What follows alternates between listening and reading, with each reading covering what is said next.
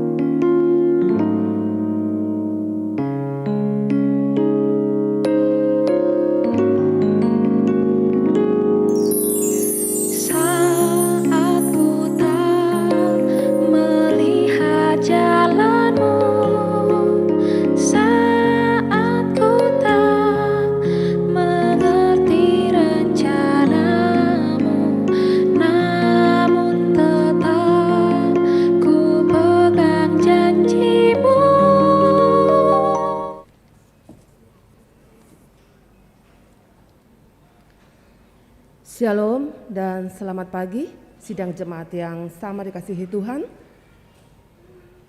Mari kita persiapkan hati dan pikiran kita. Kita akan memulai ibadah kita pada pagi hari ini.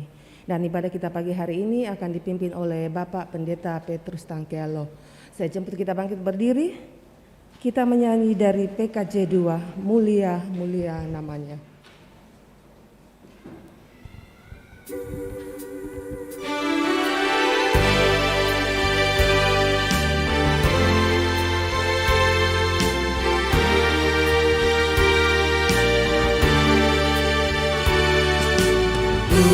Mulia, mulia namanya, bagi Yesus kemuliaan puji sembah.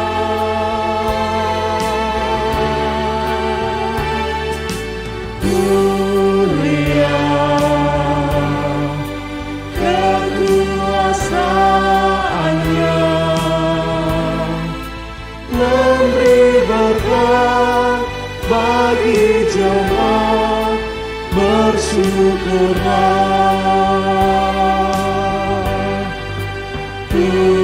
Pujilah, tinggikanlah Raja-Mu Yesus, biarlah selamanya Sang Raja benar.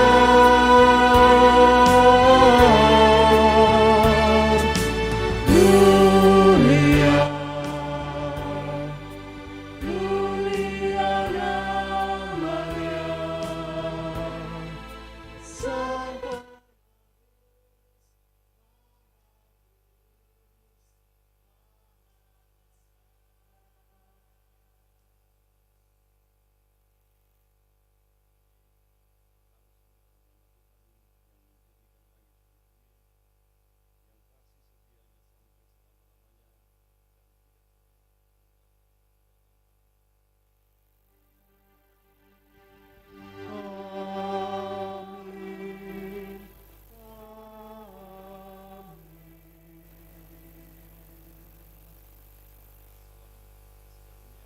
sejahtera dari Allah Bapa kita dan dari Tuhan Yesus Kristus menyertai saudara-saudara sekalian.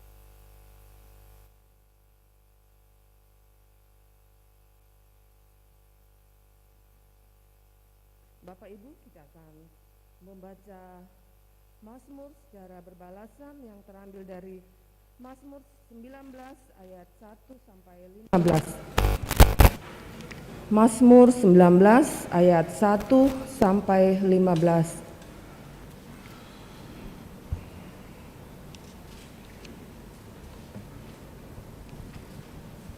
Firman Tuhan, langit menceritakan kemuliaan Allah, Dan cakrawala memberitakan pekerjaan tangannya, hari meneruskan berita ini kepada hari. dan malam menyampaikan pengetahuan itu kepada malam. Tidak ada berita dan tidak ada kata, Suara mereka tidak terdengar. tetapi gemah mereka terpencar ke seluruh dunia. dan perkataan mereka sampai ke ujung bumi. Ia memasang kemah di langit untuk matahari, Yang keluar bagaikan pengantin laki-laki yang keluar dari kamarnya, girang bagaikan pahlawan yang hendak melakukan perjalanannya. dari ujung langit ia terbit, Dan ia beredar sampai ke ujung yang lain. Tidak ada yang terlindung dari panas sinarnya. Taurat Tuhan itu sempurna, Menyegarkan jiwa, peraturan Tuhan itu teguh, memberikan hikmat kepada orang yang tak berpengalaman, titah Tuhan itu tepat, menyukakan hati, perintah Tuhan itu murni, membuat mata bercahaya, takut akan Tuhan itu suci, tetap ada untuk selamanya, hukum-hukum Tuhan itu benar, adil semuanya, lebih indah daripada emas, bahkan daripada banyak emas tua, dan lebih manis daripada madu. bahkan daripada madu tetesan dari sarang lebah. Lagi pula hambamu diperingatkan oleh semuanya itu. Dan orang yang berpegang padanya mendapatkan upah yang besar. Siapakah yang dapat mengetahui kesesatan? Bebaskanlah aku dari apa yang tidak kusadari, Lindungilah hambamu juga terhadap orang yang kurang ajar. Janganlah mereka menguasai aku, maka aku menjadi tak bercelah. dan bebas dari pelanggaran besar. Mudah-mudahan Engkau berkenan Akan Ucapan mulutku dan renungan hatiku, ya Tuhan, gunung batuku dan penebusku.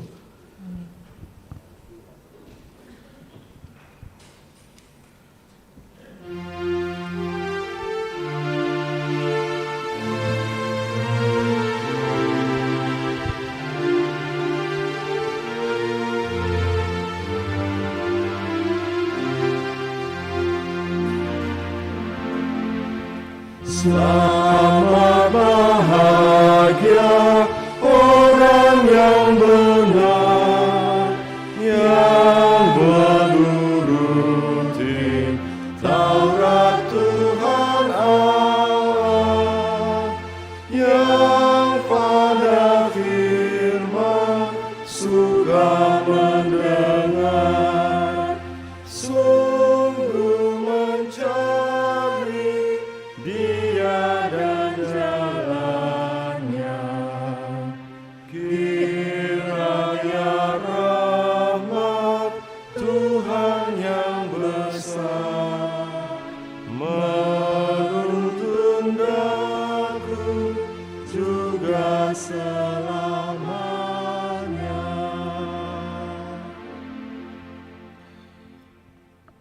Kita akan mendengarkan hukum kasih.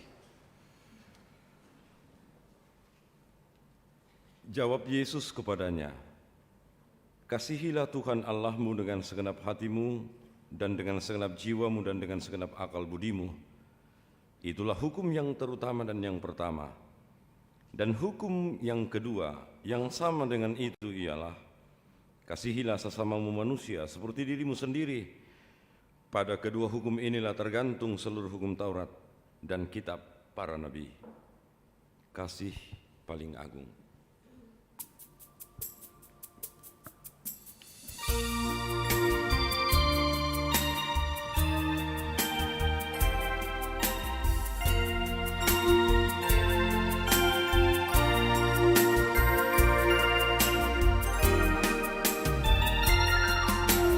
Kasih paling agung dari Tuhanku,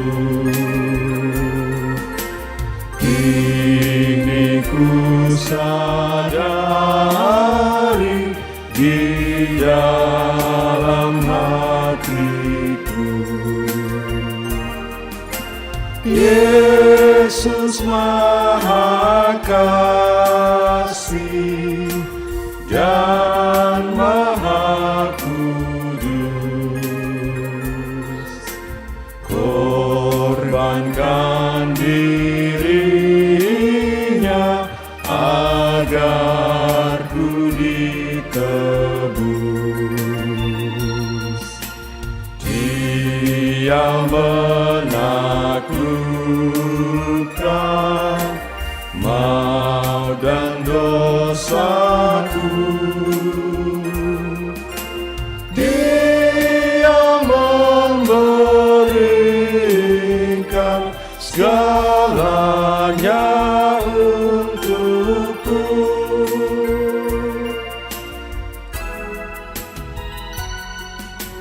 Ini kan ku ingat selama hidupku,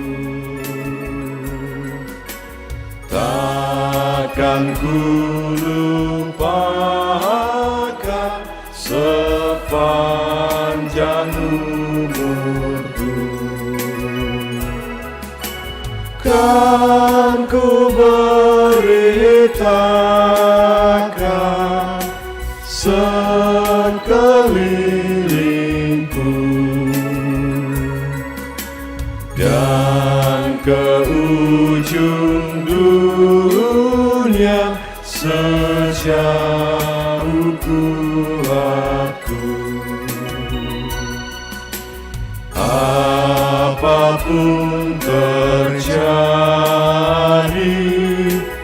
atas diriku,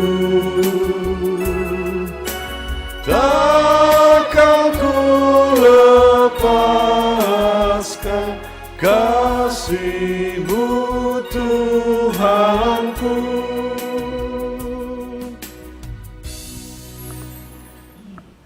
Marilah kita sama-sama saudara-saudara mengakui segala kesalahan dan dosa kita di hadapan Tuhan, dan kita mengatakan, terhadap Engkau sajalah kami telah berbuat dosa dan melakukan apa yang Kau anggap jahat.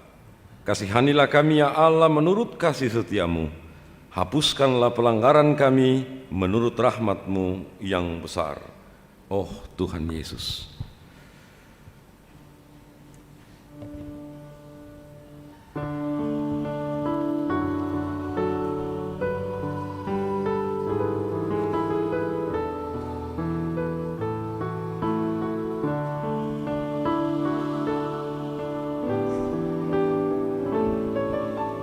Oh Tuhan Yesus, kami datang kepadamu.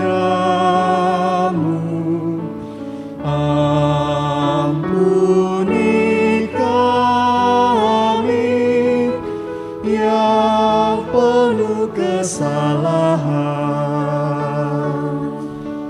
agar kami layak menerima anugerah-Mu. Oh Tuhan Yesus, terpujilah nama-Mu.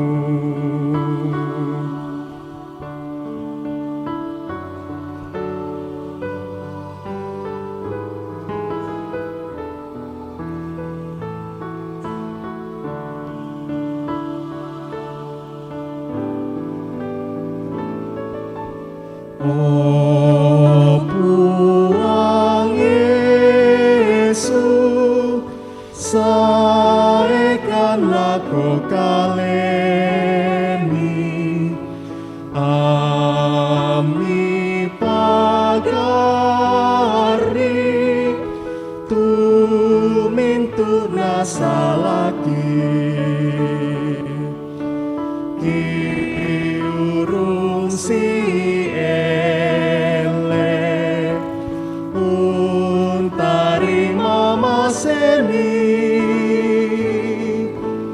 Oh Puang Yesus, sangami mo dipudi.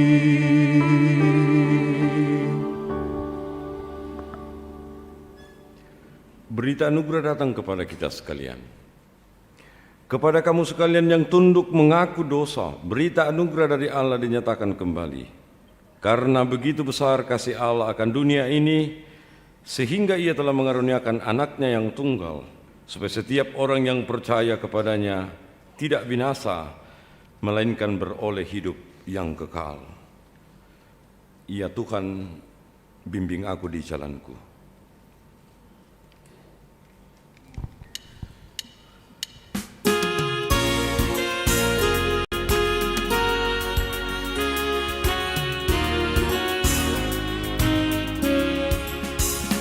Ya Tuhan, bimbing aku di jalanku, sehingga ku selalu bersama-Mu. Engganlah ku melangkah setapakku, apabila Kau tak ada di sampingku.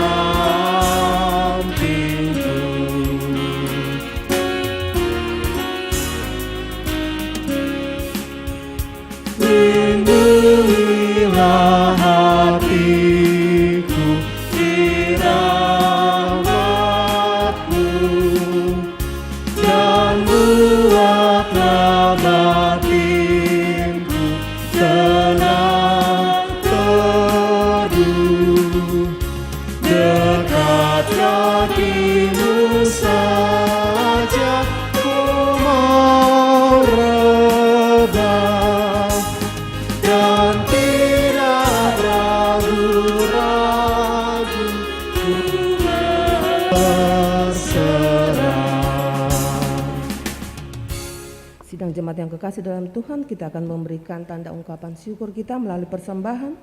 Tapi sebelumnya itu kita dituntun dari nats persembahan dari Mazmur 67 ayat 4. Kiranya bangsa-bangsa bersyukur kepadamu ya Allah, kiranya bangsa-bangsa semuanya bersyukur kepadamu. Syukur padamu Tuhan.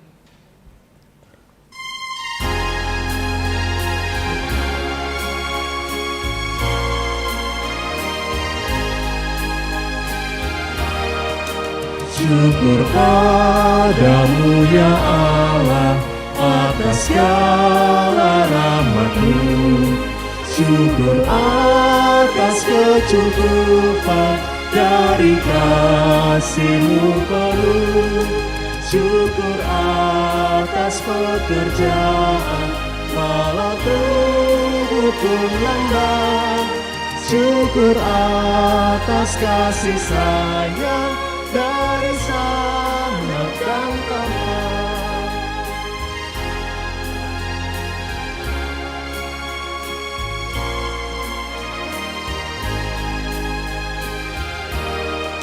Syukur atas bunga mawar harum indah tak terpik. Syukur atas awan hitam dan mentari berseri. Syukur atas suka duka yang Kau beri tiap saat, dan firman-Mu pelita agar kami tak sesat.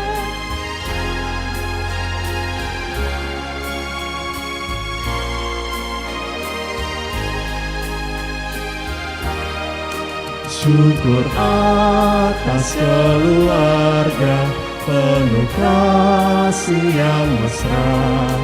Syukur atas perhimpunan yang memberi sejahtera.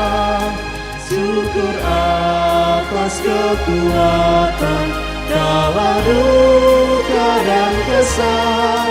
Syukur atas pengharapan kini dan selamanya.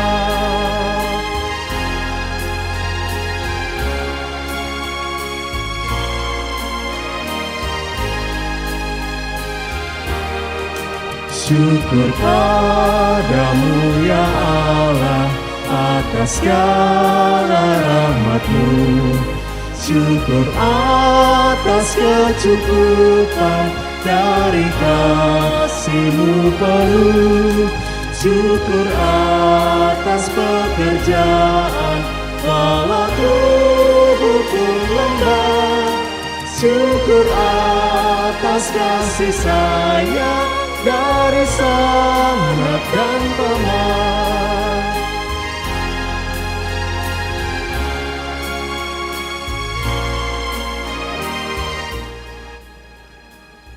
Kita berdoa buat persembahan kita.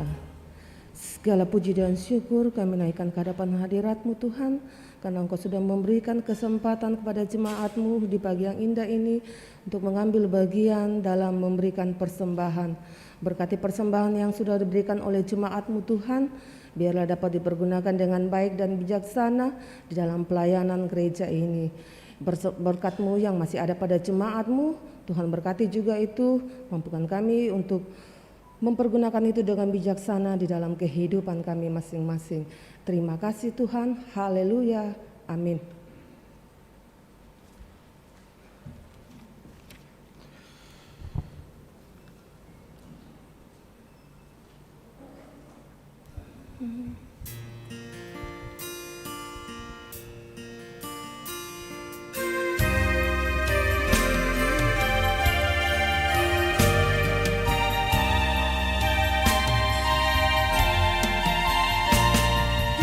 Tuhan, hanya inilah yang patut ku beri padamu. Ungkapan syukur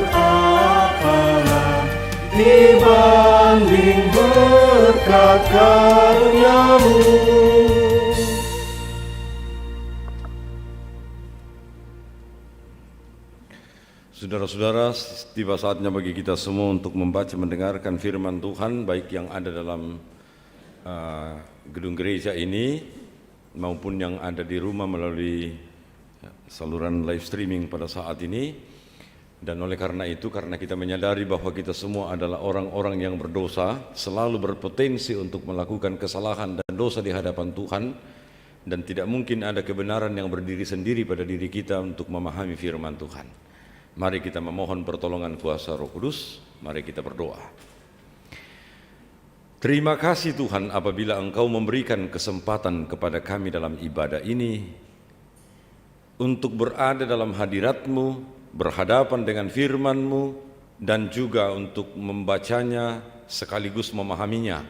Kami menyadari kami adalah orang yang terbatas Tuhan, dan oleh karena itu mohon pimpinan kuasa Roh Kudus membimbing menyertai kami, memberi hikmat kepada kami, supaya kami dapat memahami firman-Mu, sekaligus juga melakukannya dalam hidup kami, agar kami disebut sebagai orang-orang yang berbahagia. Berbicaralah kepada kami Tuhan, kami sedia mendengar. Dalam nama Yesus firman yang hidup kami berdoa kepada Bapa di sorga. Amin.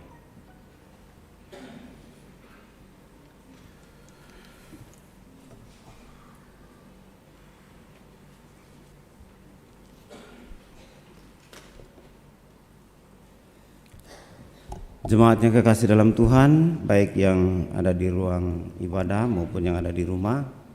Bacaan pertama dari Nehemia 8 ayat 1 sampai 9. Nehemia 8 ayat 1 sampai 9.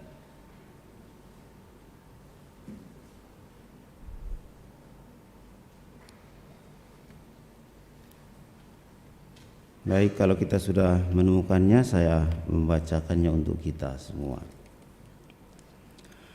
Pembacaan kitab hukum dari hukum hari raya Pondok Daun. Ketika tiba bulan yang ke-7, sedang orang Israel telah menetap di kota-kotanya, maka serentak berkumpullah seluruh rakyat di halaman di depan pintu gerbang air. Mereka meminta kepada Esra, ahli kitab itu, supaya ia membawa kitab Taurat Musa, yakni kitab hukum yang diberikan Tuhan kepada Israel. Lalu pada hari pertama bulan yang ke-7 itu, Imam Esra membawa kitab Taurat itu ke hadapan jemaah, yakni baik laki-laki maupun perempuan, dan setiap orang yang dapat mendengar dengan mengerti. Ia membacakan beberapa bagian daripada kitab itu di halaman di depan pintu gerbang air dari pagi sampai hari di hadapan laki-laki dan perempuan dan semua orang yang dapat mengerti. Dengan penuh perhatian seluruh umat mendengarkan pembacaan kitab Taurat itu. Esra, ahli kitab itu, berdiri di atas mimbar kayu yang dibuat untuk peristiwa itu.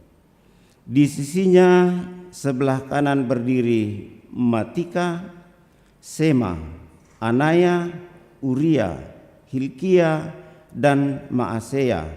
Sedang di sebelah kiri berdiri Pedaya, Misael, Malkia, Hasum, Hasabadana, Sakaria, dan Mesulam. Esra membuka kitab itu di depan mata seluruh umat, karena ia berdiri lebih tinggi dari semua orang itu. Pada waktu ia membuka kitab itu, semua orang bangkit berdiri. Lalu Esra memuji Tuhan, Allah yang Maha Besar, dan semua orang menyambut dengan amin, amin, sambil mengangkat tangan. Kemudian mereka berlutut dan sujud menyembah kepada Tuhan dengan muka sampai ke tanah. Juga Yesua, Bani, Serebia, Yamin, Akub,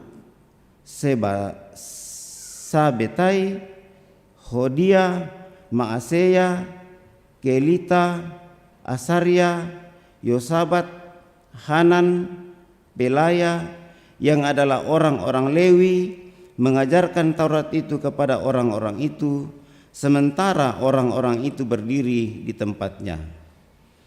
Bagian-bagian daripada kitab itu, yakni Taurat Allah, dibacakan dengan jelas, dengan diberi keterangan-keterangan sehingga pembacaan dimengerti. Demikian firman Tuhan.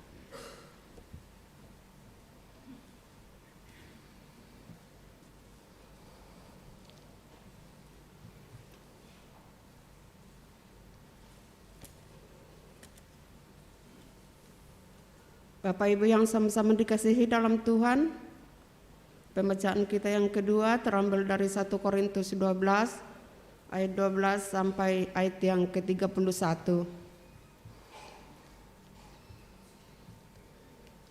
1 Korintus 12 ayat 12 sampai ayat yang ke-31.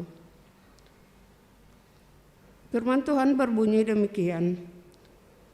Banyak anggota tetapi satu tubuh.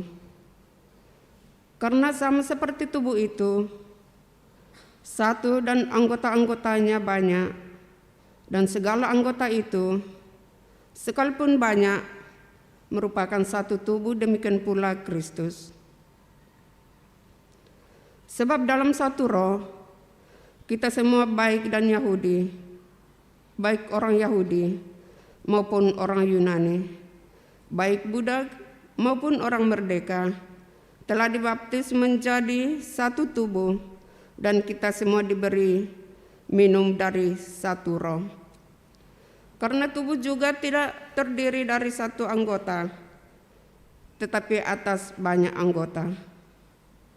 Andai kata kaki berkata, karena aku bukan tangan, aku tidak termasuk tubuh. Jadi benarkah ia tidak termasuk tubuh? Dan andai kata telinga berkata, karena aku bukan mata, aku termasuk tubuh. Jadi benarkah ia tidak termasuk tubuh? Andai kata tubuh seluruhnya adalah mata, di manakah pendengaran? Andai kata seluruhnya adalah telinga, di manakah penciuman? Tetapi Allah telah memberikan kepada anggota masing-masing secara khusus suatu tempat pada tubuh seperti yang dikehendakinya. Andai kata semuanya adalah satu anggota, di manakah tubuh? Memang ada banyak anggota, tetapi hanya satu tubuh. Jadi mata tidak dapat berkata kepada tangan, aku tidak membutuhkan engkau, dan kepala tidak dapat berkata kepada kaki, aku tidak membutuhkan engkau. Malahan justru anggota-anggota tubuh yang nampaknya paling lemah, yang paling dibutuhkan. Dan kepada anggota-anggota tubuh yang menurut pemandangan kita kurang terhormat, kita berikan penghormatan khusus. Dan terhadap anggota-anggota kita yang tidak elok, kita berikan perhatian khusus. Hal itu tidak dibutuhkan oleh anggota-anggota kita yang elok. Allah telah menyusun tubuh kita begitu rupa, sehingga kepada anggota-anggota yang tidak mulia diberikan penghormatan khusus. Supaya jangan terjadi perpecahan dalam tubuh, tetapi supaya anggota-anggota yang berbeda itu saling memperhatikan. Karena itu, jika satu anggota menderita, semua anggota turut menderita. Jika satu anggota dihormati, semua anggota turut bersukacita. Kamu semua adalah tubuh Kristus, dan kamu masing-masing adalah anggotanya. Dan Allah telah menetapkan beberapa orang dalam jemaat. Pertama sebagai rasul, kedua sebagai nabi, ketiga sebagai pengajar. Selanjutnya, mereka yang mendapat karunia untuk mengadakan mujizat, untuk menyembuhkan, untuk melayani, untuk memimpin, dan untuk berkata-kata dalam bahasa roh. Adakah mereka semua rasul atau nabi atau pengajar? Adakah mereka semua mendapat karunia untuk mengadakan mujizat, atau untuk menyembuhkan, atau untuk berkata-kata dalam bahasa roh, atau untuk menafsirkan bahasa roh? Jadi berusahalah untuk memperoleh karunia-karunia yang paling utama, dan aku menunjukkan kepadamu jalan yang lebih utama lagi. Demikian firman Tuhan. Haleluya. Haleluya, haleluya, haleluya.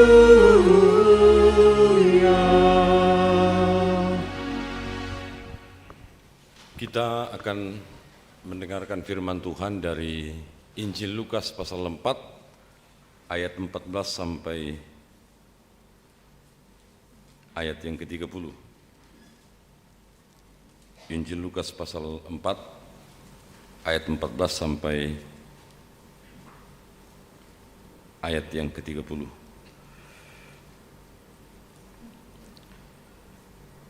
Firman Tuhan demikian. Dalam kuasa roh kembalilah Yesus ke Galilea, dan tersiarlah kabar tentang Dia di seluruh daerah itu. Sementara itu Ia mengajar di rumah-rumah ibadat di situ, dan semua orang memuji Dia. Ia datang ke Nazaret, tempat Ia dibesarkan, dan menurut kebiasaannya pada hari Sabat Ia masuk ke rumah ibadat, lalu berdiri hendak membaca dari Alkitab. Kepadanya diberikan kisah Nabi Yesaya, dan setelah dibukanya ia menemukan nas di mana ada tertulis, Roh Tuhan ada padaku, oleh sebab Ia telah mengurapi aku untuk menyampaikan kabar baik kepada orang-orang miskin, dan Ia telah mengutus aku untuk memberitakan pembebasan kepada orang-orang tawanan dan penglihatan bagi orang-orang buta, untuk membebaskan orang-orang yang tertindas, untuk memberitakan tahun rahmat Tuhan telah datang. Kemudian Ia menutup kitab itu, memberikannya kembali kepada pejabat, lalu duduk, dan mata semua orang dalam rumah ibadat itu tertuju kepadanya. Lalu Ia memulai mengajar mereka, katanya, pada hari ini genaplah nas ini sewaktu kamu mendengarnya. Dan semua orang itu membenarkan Dia, dan mereka heran akan kata-kata yang indah yang diucapkannya. Lalu kata mereka, bukankah Ia ini anak Yusuf? Maka berkatalah Ia kepada mereka, tentu kamu akan mengatakan pepatah ini kepadaku, hai tabib, sembuhkanlah dirimu sendiri, perbuatlah di sini juga, di tempat asalmu ini, segala yang kami dengar yang telah terjadi di Kapernaum. Dan katanya lagi, aku berkata kepadamu, sesungguhnya tidak ada nabi yang dihargai di tempatnya, di tempat asalnya.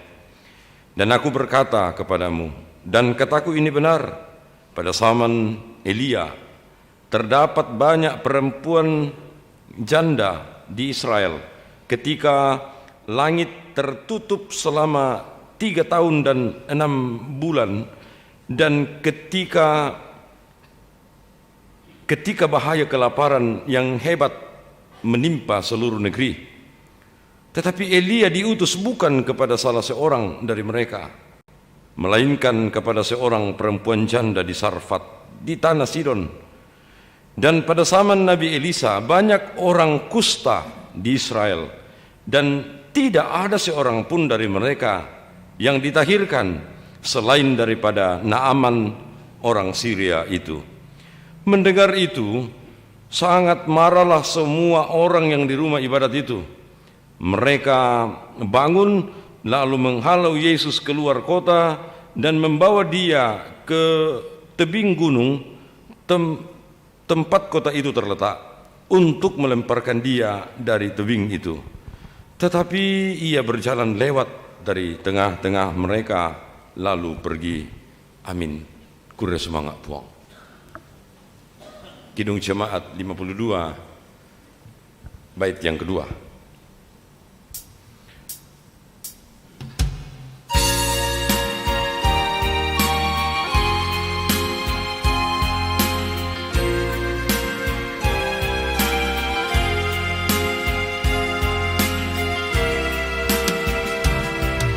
Sambut hai jiwaku,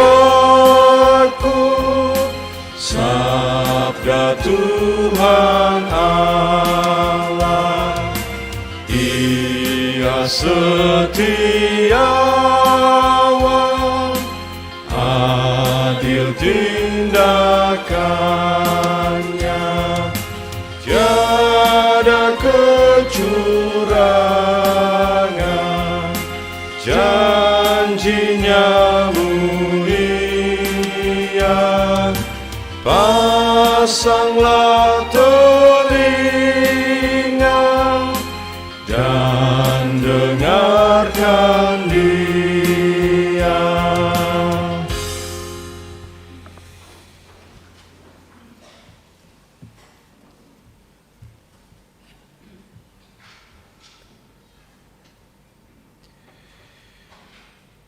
Bapak, Ibu, dan saudara-saudara yang sama dikasihi dalam Tuhan,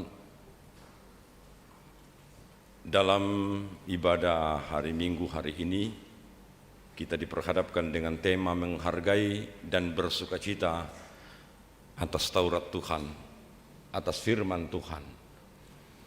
Saya selalu percaya, saudara-saudara, bahwa pelayanan kita, hubungan kita secara keseluruhan dengan Tuhan, sungguh-sungguh ditentukan sangat penting dari bagaimana kita memahami dan melakukan firman Tuhan dalam kehidupan kita. Kalau saya menyebut atau saya mengatakan hal seperti itu, maka kita tentu akan mengingat-ingat kembali ke belakang kehidupan kita. Kalau saya mau bertanya kepada kita semua, berapa kali selama kehidupan kita mendengarkan firman Tuhan? Kita pasti tidak ingat. Kita akan mengatakan banyak sekali. Lalu pertanyaan lanjutannya adalah, dari sekian banyak kalinya dan tidak terhitungnya firman Tuhan yang kita dengar, kira-kira kalau kita persenkan, berapa persen yang kita lakukan dalam kehidupan kita? Hal ini penting, saudara-saudara, karena kita banyak yang menjadi penikmat firman Tuhan saja, banyak pengagum firman Tuhan saja. Karena ya selalu firman Tuhan, selalu pelayan-pelayan Tuhan selalu mengatakan setiap kali membaca firman Tuhan, selesai membaca firman Tuhan, perkataan terakhir biasanya pelayan firman adalah mengutip ayat Alkitab, yang berbahagia bukan hanya yang mendengar firman Tuhan, tetapi tingkat berbahagia dalam kehidupan orang percaya itu adalah mendengar sekaligus melakukan firman yang didengarnya itu dalam kehidupan. Dan oleh karena itu, saudara-saudara, saya tidak terlalu tertarik untuk berbicara tentang perang ayat. Saya tidak terlalu tertarik dengan orang yang ya, mungkin baik juga sih sebenarnya mengetahui dan menghafal banyak ayat dalam Alkitab. Baik juga. Tapi bukan itu yang teramat penting yang harus kita lakukan, saudara-saudara, karena bagaimana kita mengingat ayat firman Tuhan dalam kehidupan kita sekaligus melakukannya dalam kehidupan ini. Oh, saudara-saudara, Israel pernah salah, keliru memahami tentang aturan dan tentang Taurat Tuhan atau firman Tuhan dalam hidup mereka. Ada beberapa masa dalam kehidupan bangsa Israel yang melakukan kesalahan fatal yang seperti ini. Ibadah mereka lancar, pembacaan Taurat lancar, semua peraturan-peraturan diikuti, termasuk peraturan tentang persembahan lancar sekali, tidak ada cacat celanya. Lalu kemudian orang banyak bertanya, kenapa Tuhan marah kepada orang Israel kalau begitu? Tuhan tidak senang kepada bangsa Israel, sekalipun ibadah mereka, contoh sekali itu ya, dalam kitab Amos. Nah, kitab Amos itu adalah latar belakang munculnya nyanyian yang apalah arti ibadahmu. Apalah arti ibadahmu? Ibadahmu kau lakukan dengan baik, tidak ada cacat celahnya, liturgisnya bagus dan lain sebagainya. Orang menyanyi juga bagus sekali didengar dan lain sebagainya. Tapi dalam kehidupan tidak ada keadilan, di dalam kehidupan begitu banyak pemerasan, begitu banyak intrik-intrik yang tidak baik dan lain sebagainya. Apalah arti ibadahmu? Kata nyanyian itu ya, berlatar belakang kitab Amos itu. Itu satu bagian dalam perjalanan kehidupan orang Israel. Dan dalam bacaan utama kita pada saat ini, saudara-saudara, dari Nehemia pasal 8, bagian itu terulang kembali. Bagian di mana mereka tidak melakukan apa yang sebenarnya seharusnya mereka lakukan di hadapan Tuhan. Akhirnya mereka dibuang. Dan dalam pembuangan ke Babel itu, dalam kurun waktu yang sangat lama, di pembuangan di Babel itu ya, mereka tidak pernah mendengar Taurat Tuhan itu. Ya, Tuhan juga, saya meyakini dan kita meyakini semua bahwa Tuhan membuat mereka terbuang ke Babel itu semata-mata untuk memberikan pelajaran kepada mereka. Selama ini mereka bergaul dengan Taurat Tuhan, dengan firman Tuhan. Tapi ternyata mereka tidak melakukannya itu dalam peristiwa dan kehidupan mereka sehari-hari. Tuhan membuang mereka ke Babel. Dan di Babel itu mereka tidak pernah mendengarkan Taurat Tuhan lagi. Mereka tidak pernah lagi mendengar apa yang sebenarnya Tuhan inginkan dalam kehidupan mereka. Begitu banyak pergantian generasi terjadi di Babel, dan mereka satu kali pun tidak pernah mendengar itu. Itu mungkin lebih baik juga ya. Bayangkan kalau setiap hari kita bergaul dengan Alkitab, saudara-saudara. Lalu ternyata Alkitab ini tidak pernah memberikan kepada kita pembaharuan kehidupan. Kan lebih baik Alkitab firman Tuhan seperti ini kan dijauhkan saja dari kita. Apa gunanya kan? Dan oleh karena itu ketika mereka, ada beberapa kelompok dari Babel itu termasuk Nehemia sendiri, lalu kemudian bersama-sama dengan Esra dan kelompok-kelompok imam orang Lewi dan lain sebagainya, diutus untuk membuka jalan ke Yerusalem. Dan ketika oleh Nehemia pembangunan tembok Yerusalem itu telah dilakukan, untuk merayakan pembangunan tembok Yerusalem itu, mereka merayakan hari raya Pondok Daun. Mereka merayakannya dengan acara syukuran panen pada saat itu. Nah, saudara-saudara, dalam kegiatan itu Nehemia sebelumnya telah mempersiapkan untuk mendatangkan Esra. Siapakah Esra itu? Esra itu, saudara-saudara, kalau kita baca dalam pasal 7 ayat 6 dan ayat 10 dan ayat 11, kita dapat mengenal bahwa Esra itu sebenarnya adalah dia tokoh kitab, dia pembaca kitab yang betul-betul baik. Dan oleh karena itu Nehemia menggandengnya untuk berada dalam situasi ketika mereka akan memasuki kota Yerusalem yang tembok-temboknya selesai dibangun. Artinya apa, saudara-saudara? Sama dalam kehidupan berjalannya persekutuan kita sampai hari ini. Mengapa gedung gereja kita bangun? Mengapa gedung-gedung yang lain seperti kita sekarang ini berada dalam pembangunan gedung serbaguna? Kemudian fasilitas berusaha untuk kita perbaiki di dalam gedung gereja ini. Saya yakin bukan tujuannya supaya kita lebih baik aksesori gereja kita dibanding gereja dan jemaat yang lain. Bukan itu pasti. Pembangunan tembok Yerusalem itu dibangun sedemikian rupa dengan baik pada saat itu. Bukan itu yang penting sebenarnya.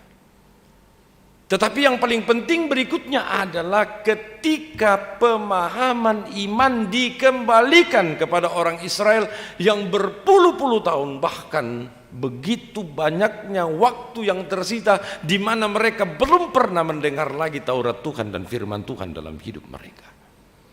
Oleh karena itu saya kembalikan ke masalah tadi, bahwa pembangunan gedung gereja kita melengkapi dengan fasilitas yang begitu baik dan nyaman, saudara, bukan supaya kita tidur dalam gereja, bukan supaya kita nyaman di dalam gereja, bukan, tetapi supaya kita betul-betul serius dan terfokus untuk menyatakan iman kita kepada Tuhan.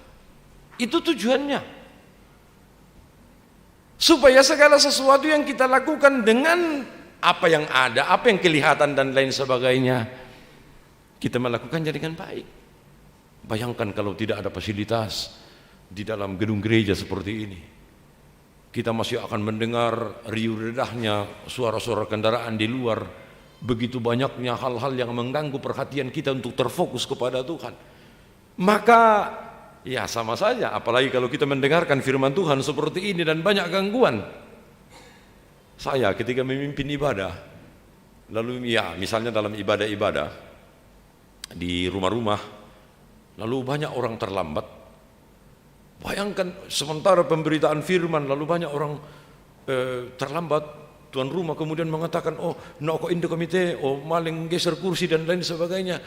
Bayangkan pikiran kita, baik yang membawakan firman maupun yang serius mendengar firman, akan tersita lebih banyak. Tobang ngoy mani titik tahu jo, batu miring ngoy mani kaderana dan lain sebagainya.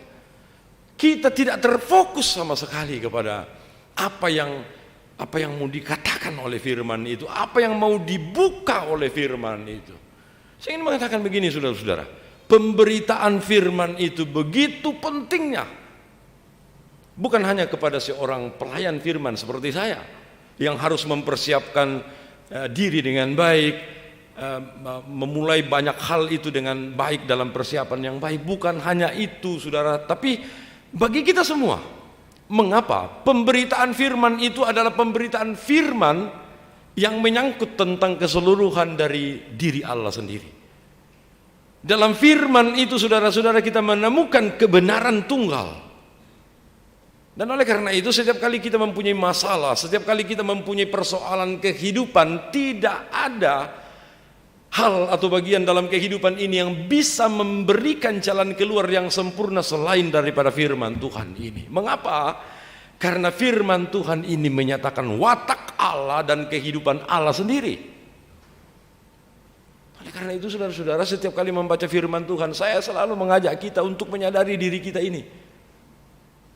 Menyadari diri kita ini bahwa kita ini orang berdosa loh sebenarnya. Tidak ada kebenaran dalam diri kita untuk kita banggakan, untuk kemudian langsung dapat mengatakan bahwa oh, firman Tuhan kalau begini pasti begini dan lain sebagainya. Tidak mungkin. Oleh karena itu, sebelum membaca firman Tuhan, kita mulai dengan berdoa kan. Kita berdoa, mohon hikmat Tuhan, ampuni kami, layakkan kami, berikan kami hikmat-Mu supaya kami dapat memahami firman-Mu saat ini, bukan berdasarkan hikmat kita. Nah, itu yang terjadi. Lalu Nehemia memanggil Ezra. Dan saudara-saudara, yang menarik sekali bagi saya dalam bagian ini adalah, coba kita perhatikan ayat yang kedua. Nehemia pasal 8. Maka serentak berkumpullah seluruh rakyat di halaman di depan pintu gerbang air. Mereka meminta kepada Ezra, ahli kitab itu, supaya ia membawa kitab Taurat, yakni kitab hukum yang diberikan Tuhan kepada Israel. Saudara-saudara, ketika kehendak Tuhan, kebenaran Tuhan terbuka di dalam firman-Nya kepada bangsa Israel, itu dimulai dari sebuah sikap yang betul-betul menyatakan kerinduan yang mendalam. Kata-kata seperti misalnya serentak berkumpullah seluruh rakyat, lalu kemudian meminta, itu kan seluruh rakyat berkumpul menyatakan kerinduan ya, lalu kemudian meminta kepada Ezra untuk membawa kitab Taurat. kata kerja yang menyatakan kerinduan bangsa Israel. Kemudian ayat 4, kita baca ayat 4. Lalu pada hari pertama bulan yang ke-7 itu, Imam Ezra membawa kitab Taurat itu kepada jemaah, yakni baik laki-laki maupun perempuan, dan setiap orang yang dapat mendengar dan mengerti. Mereka yang mendengarkan firman Tuhan betul-betul siap pada saat itu, tidak pura-pura. Mereka betul-betul menyatakan penuh perhatian untuk mendengarkan firman Tuhan. Kita juga ketika kita berhadapan dengan firman Tuhan, apakah kemudian pikiran kita ini masih tidak diisi dengan hal-hal seperti, aduh bagaimana lagi ya nanti sesudah ibadah ini, mungkin juga di rumah sudah sekarang ada ini begini dan begitu dan lain sebagainya. Bangsa Israel pada saat itu memenuhi bagian persyaratan kedua ini. Mereka betul-betul bersiap. Mereka betul-betul meluangkan waktu mereka saat itu dengan penuh perhatian untuk mendengarkan.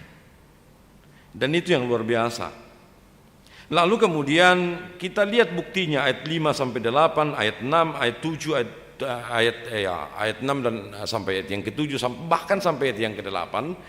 Dikatakan begitu, mereka rendah hati, bangkit berdiri, semua orang menyambut, berlutut dan sujud menyembah. Bagian-bagian itu ingin mengatakan tentang juga peribadatan kita hari-hari ini. Jadi ketika kita menyatakan kepenuhan hati kita untuk mendengarkan suara Tuhan, maka betul-betul kita fungsikan. Jangan lagi ada penyesalan kita datang di tempat ibadah seperti ini atau kemudian membawa diri kita dalam waktu untuk beribadah kepada Tuhan. Bahkan ketika banyak sungut-sungut terjadi sesudah ibadah bahwa nasusyore dan lain sebagainya, iya ke kamu reyang ku lasusi tidak bisa begitu.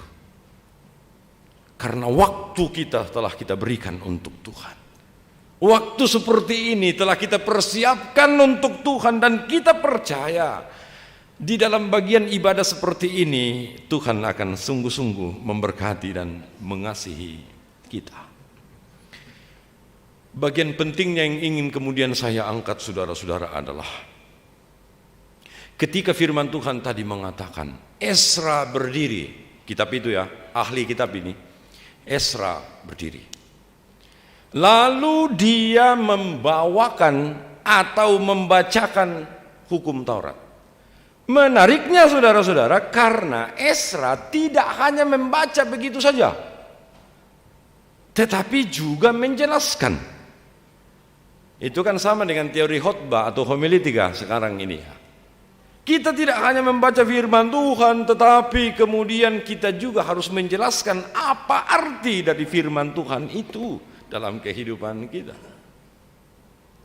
Dan oleh karena itu wajar saja kalau dikatakan oleh firman Tuhan dari Nehemia pasal 8 tadi bahwa orang bertahan dari pagi sampai tengah hari. Kalau kita berpikir ini setengah hari ya. Kalau kita dalam beribadah di tempat ini misalnya, kebosanan itu datang kepada kita ketika lewat dari 1 jam. Wah, bosan sekali kita itu. Ini saudara-saudara, mereka mendengarkan Ezra berbicara tentang hukum Taurat, membaca Taurat Tuhan itu, hukum Taurat itu, lalu kemudian dijelaskanlah oleh Ezra, dan orang bertahan untuk mendengarnya mulai dari pagi sampai tengah hari. Kita mau berpikir sekarang begini, apa yang dilakukan Ezra sehingga kemudian itu bisa terjadi? Ezra adalah seorang teolog. Bisa jadi karena dia adalah ahli kitab, tapi saya tidak akan melihatnya dari situ. Bahwa Ezra betul-betul menggambarkan apa yang diinginkan oleh Allah, ya pasti itu. Jadi Ezra tidak lagi berbicara tentang yang tidak berhubungan dengan hukum Taurat.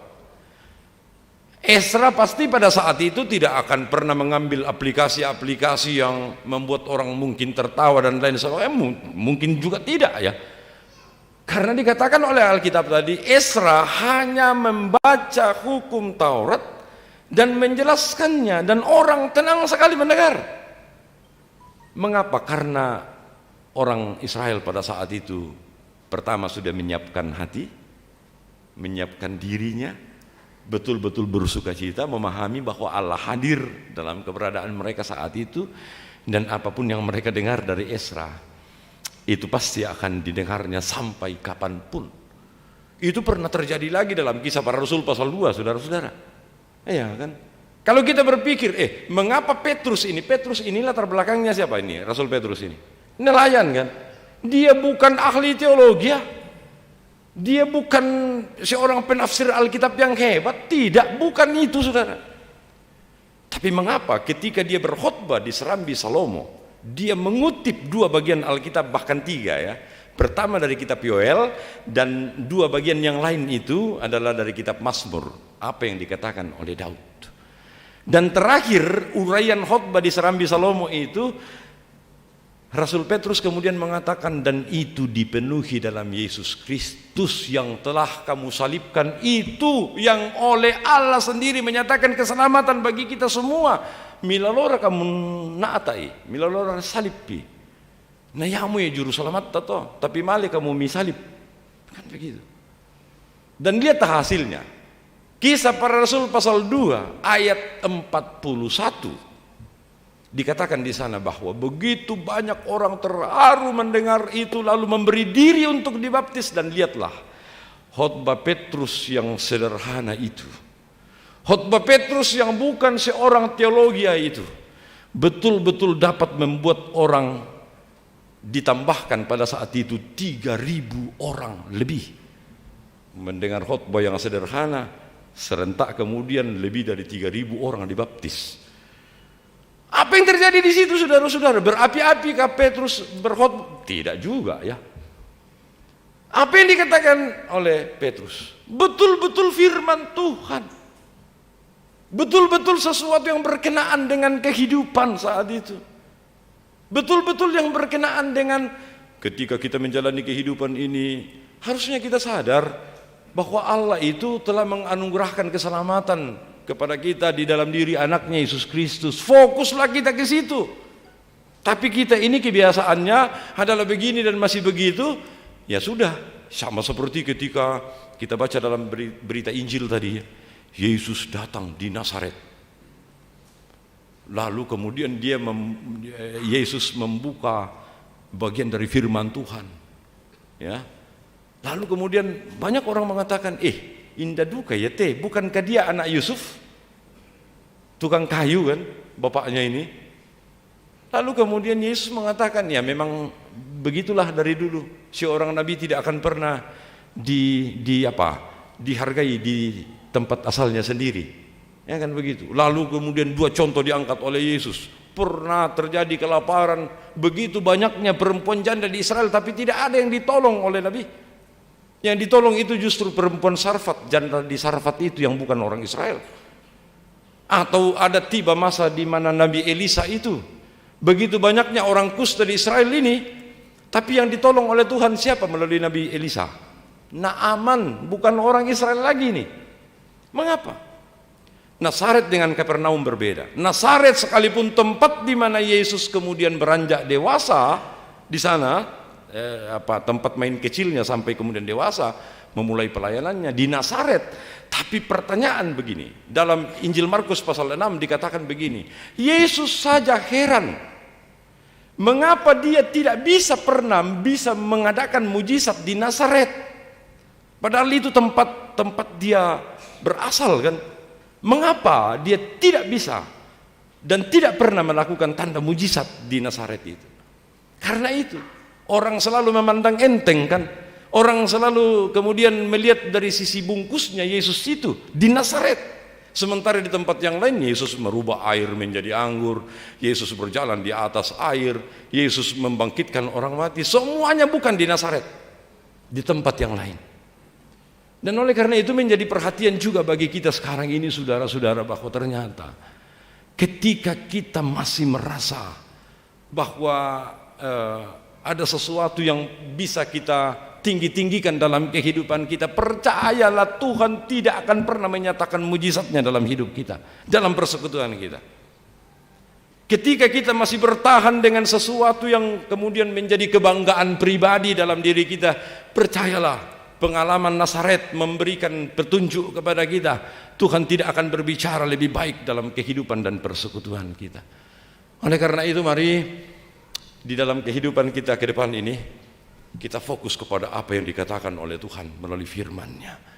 Karena kita percaya, ketika Tuhan menyatakan dirinya melalui firman-Nya, terutama di dalam Yesus Kristus sebagai firman Allah yang hidup bagi kita, maka apapun yang kita jalani dalam kehidupan dan persekutuan ini, pasti kita jalani dengan kasih dan berkat-berkat Tuhan yang luar biasa. Tuhan menolong kita semua.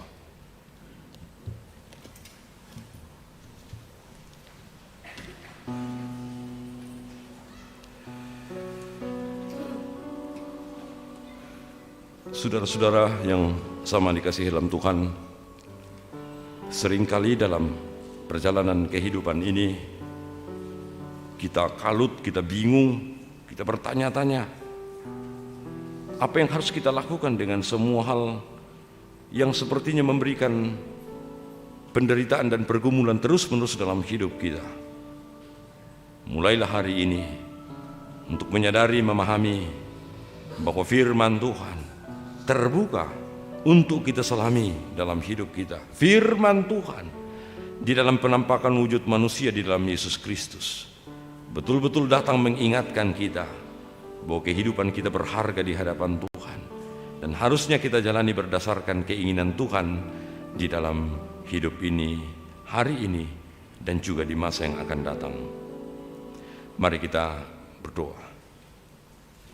Bapa kami yang di sorga, kami bersyukur bahwa di dalam hidup kami Engkau selalu bekerja, Engkau selalu menyatakan kehendak-Mu Bapa. Mungkinkan kami untuk membawa hidup kami kembali kepada firman-Mu. Ampuni kami Tuhan apabila dalam kehidupan ini, ketika kami menghitung-hitungnya, kami seringkali menjalani kehidupan ini dengan pertimbangan kami sendiri, dengan kemampuan berpikir kami sendiri, dan ternyata itu tidak berkenan kepada Tuhan. Berikan kami kesempatan Tuhan untuk membina hubungan pribadi dengan-Mu setiap saat. Berikan waktu kepada kami Tuhan dalam saat-saat teduh kami, dalam kehidupan kami di rumah kami masing-masing ke depan ini, untuk memahami kehadiran Allah dalam pribadi kami masing-masing. Dan Allah menuntut kami dari firman-Mu untuk menyatakan kehendak-Mu dalam seluruh bagian hidup kami. Terima kasih Tuhan untuk persekutuan jemaat dan pelayanan yang dilakukan di Jemaat Rama selama ini. Tapi kami memohon kepadamu Tuhan, biarlah dalam persekutuan, dalam pelayanan, dalam kebersamaan kami ke depan di dalam jemaat ini, kami lakukan berdasarkan ketaklukan kami kepadamu. Tuhan, hilangkan dari semua pikiran dan hati kami semua Tuhan, siapapun di antara kami dalam jemaat ini, untuk membanggakan diri kami. Biarlah Tuhan dengan penuh kerendahan kami memohon rahmat-Mu bagi kami. Biarlah di dalam perkenan-Mu sendiri Tuhan kami boleh memahami akan keselamatan yang telah dikerjakan dalam diri Tuhan kami Yesus Kristus, yang rela mengorbankan dirinya mati di kayu salib untuk memberikan keutuhan dari keselamatan itu kepada kami. Tuhan, kami mau berdoa, mendoakan jemaat-Mu Tuhan yang sakit, yang juga berada dalam proses pemulihan, baik di rumah sakit maupun di rumah mereka masing-masing. Nyatakan kasih dan berkat-Mu, kasih-Mu Tuhan, biarlah di dalam semua itu mereka boleh pulih dan memiliki kekuatan untuk menjalani kehidupan lebih baik ke depan. Antara lain kami mau berdoa, mendoakan Bapak Prof. T.R. Randi Lolo yang kemudian dirawat di Rumah Sakit Wahidin, kemudian adik dari Bapak Pendeta Y.S. Maliku, Bapak Lewi Palinoan yang juga berada dalam keadaan sakit. Biarlah Tuhan berkenan untuk memberikan kesembuhan. Demikian juga yang menderita, yang bergumul, yang berduka cita dalam kehidupan ini, biarlah Tuhan menyatakan anugerah kekuatan dan penghiburan kepada mereka. Di tengah-tengah pelayanan kami di dalam jemaat ini, kami sementara menghadapi Tuhan persiapan-persiapan yang kami lakukan untuk peneguhan majelis gereja. Dalam bagian-bagian seperti ini, persiapkan hamba-hambamu yang telah terpilih melalui proses pemilihan dalam jemaat ini beberapa waktu yang lalu. Tuhan, ingatkan kami semua bahwa tidak ada begitu banyak kesempatan yang Tuhan berikan kepada kami untuk menjadi pelayan-pelayan-Mu. Dan ketika Tuhan bisa memberikannya kepada kami lagi yang terpilih pada saat ini, biarlah bagian-bagian seperti itu kami tidak lihat sebagai bagian di mana kami meninggikan hati dan meninggikan diri, tetapi biarlah kesempatan seperti ini Tuhan menjadi sebuah kesempatan kembali untuk semakin merendahkan diri di hadapan Tuhan, menunggu apa yang Tuhan mau katakan kepada kami untuk pelayanan di tengah-tengah jemaat ini, sehingga semua dapat kami lakukan dengan baik berdasarkan kepentingan dan kemuliaan Tuhan di masa yang akan datang. Terima kasih untuk berkat anugerah dan talenta yang Tuhan karuniakan di tengah-tengah persekutuan jemaat Rahmat selama ini. Dan biarlah Tuhan sesuai dengan firman-Mu, biarlah kami lakukan dan kumpulkan itu menjadi sebuah persekutuan kasih karunia dan talenta-talenta yang luar biasa untuk kemuliaan Tuhan, sehingga nama Tuhan semakin ditinggikan di tengah-tengah persekutuan jemaat ini. Tuhan, kami mau berdoa untuk kehidupan kami selanjutnya ke depan ini. Di tengah-tengah pergumulan kami karena pandemi, di tengah-tengah pergumulan kami karena berbagai persoalan kehidupan, mohon Tuhan mampukan dan kuatkan kami menjalani itu semua. Ini doa kami, ampuni salah dosa kami Tuhan, dan terima kami. Kami datang berdoanya di dalam nama Yesus yang telah mengajarkan kami doa yang sempurna demikian. Bapa kami yang di sorga, dikuduskanlah namamu, datanglah kerajaan-Mu, jadilah kehendak-Mu di bumi seperti di sorga. Berikanlah kami pada hari ini makanan kami yang secukupnya, dan ampunilah kami akan kesalahan kami, seperti kami juga mengampuni orang bersalah kepada kami. Dan janganlah membawa kami ke dalam pencobaan, tapi lepaskanlah kami daripada yang jahat, karena Engkau yang punya kerajaan dan kuasa dan kemuliaan sampai selama-lamanya. Amin.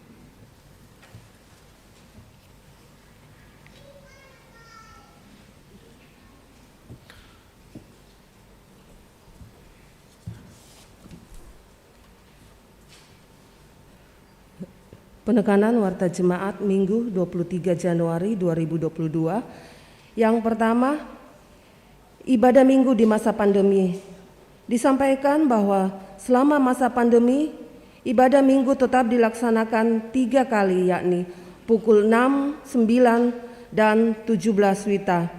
Warga jemaat yang datang beribadah wajib memakai masker. Yang kedua, kebaktian syukur. Kebaktian syukur insidentil akan diadakan di rumah keluarga AK Salamba, kelompok 7 pada hari Sabtu 29 Januari 2022 pukul 18.00 WITA. Yang ketiga, peneguhan majelis gereja.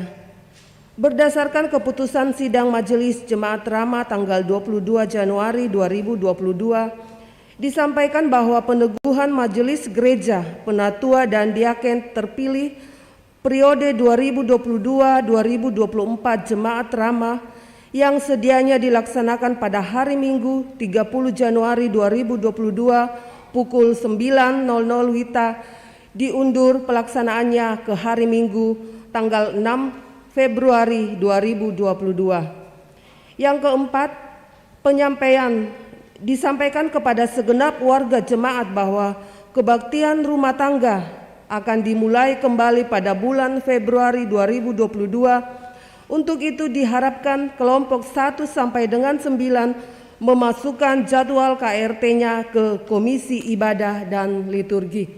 Demikian peneganan Warta Jemaat.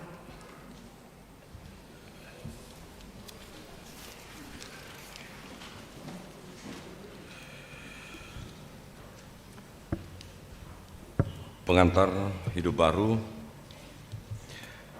Aku berpegang pada peringatan-peringatanmu dan aku amat mencintainya. Aku berpegang pada titah-titahmu dan peringatan-peringatanmu, sebab seluruh hidupku terbuka di hadapanmu. Aku mengasihi Engkau, Yesus.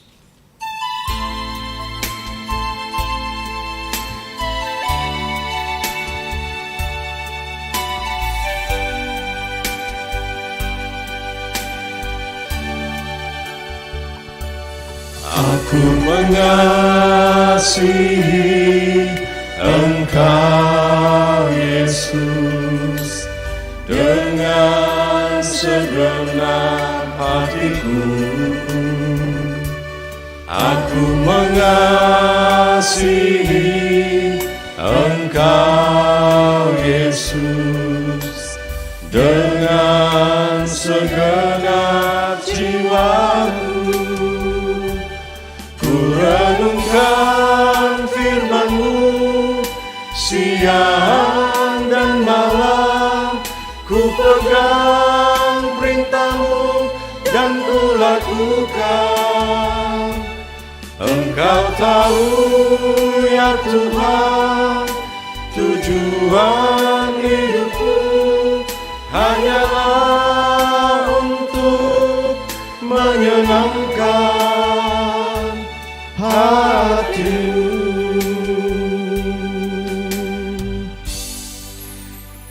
Pergilah saudara-saudara dalam damai sejahtera Allah, dan lakukanlah terus firman Tuhan yang setiap kali kamu dengar dalam hidupmu sebagai sebuah bentuk kebenaran yang ingin dinyatakan Allah kepada kehidupan kita semua.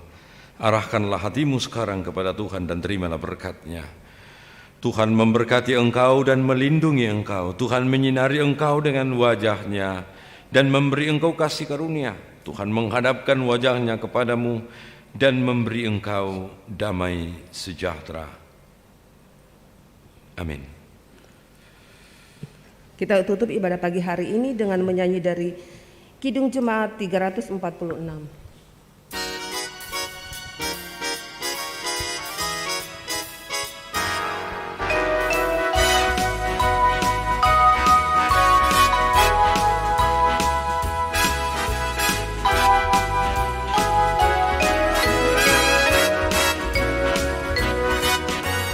Tuhan Allah beserta engkau sampai bertemu kembali.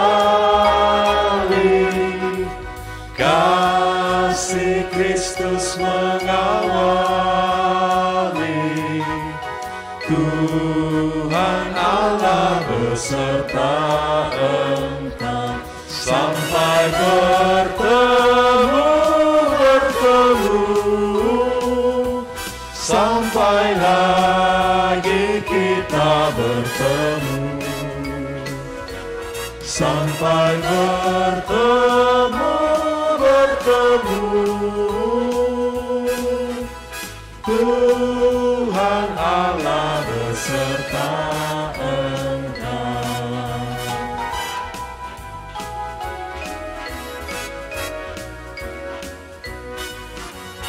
Tuhan Allah beserta engkau, panji kasih peganganmu, maupun kalah di depanmu.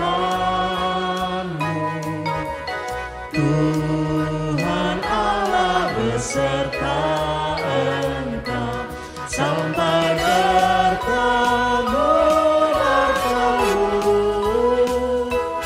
Sampai lagi kita bertemu, sampai bertemu. Tuhan Allah beserta engkau. Demikianlah ibadah kita pagi hari ini. Tuhan Yesus memberkati kita semua. Amin.